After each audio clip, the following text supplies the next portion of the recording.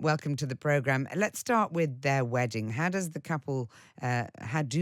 couple describe the big day? Give me some details, because sadly I haven't had time to watch it yet. I say sadly, slightly ironically. There was a lot to take in this morning, so I don't know how much I actually remember about the wedding, but I remember that Meghan said that she felt strangely calm on the day of it.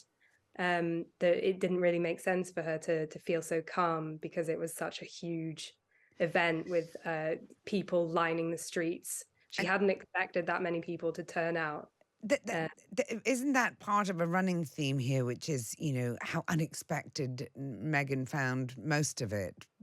And, I mean, I remember even going back to, she talked about, she didn't really know anything about the royal family when she met Prince Harry and things. A lot of it does slightly stretch credibility to a degree, doesn't it? Yes, I think that's a good point. It's hard to know who's telling the truth and who's stretching the reality, but it sort of seems like she possibly thought that it was going to be more similar to the kind of fame that you achieve in Hollywood. Yeah. You're our expert on how this all goes down in America, which slightly fascinates me because here I think it sort of polarizes people. There's people who think leave them alone and poor things and weren't they treated badly, and then there's other people I think just bored rigid by the whole sort of self-serving, self-righteous nature of it. But in America, they are rock stars, aren't they? I think there's the same kind of divide in America as there is here. You get people who think they've been treated really badly, and I think we've got quite a lot of evidence that they have been, and people who just really don't like them. And Prince Charles isn't the only family member who's mentioned here. I mean, they sort of, the first three episodes, I think, kind of left individuals alone. But this time around, word is that they're going for the jugular.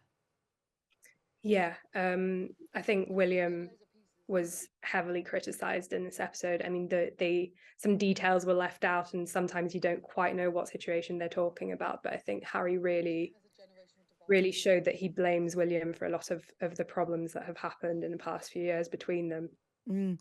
And do you think there's a generational divide as well when it comes to opinions about, this rift and Harry and Meghan in general? Yeah, massively. I think the younger generation are more sympathetic to sort of race issues, mental health issues, and all of that stuff, and they're also less sympathetic of the monarchy as an institution. Do you think that there's more sympathy for Meghan amongst young people? No, no. I think as long as Harry is, supporting her, they're sort of seen as a team. I think there's more separating of Harry and Meghan among the people who don't like them. And what do you think that the sort of lasting impact is going to be? I mean, from Harry and Meghan's point of view, do you think that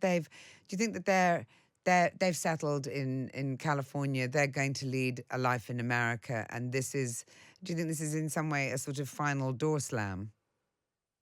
It's really hard to tell. Obviously, we've still got Harry's memoir Spare coming out in January. We're hearing a lot of noise about him going on the interview trail to promote that book. So there's lots of things that seem to still be unsaid. And I really think, having watched the documentary this morning, that the royal family is going to be obliged to respond to it. Whether Mm, there's lasting damage or not is yet to be seen. very interesting. Thank you.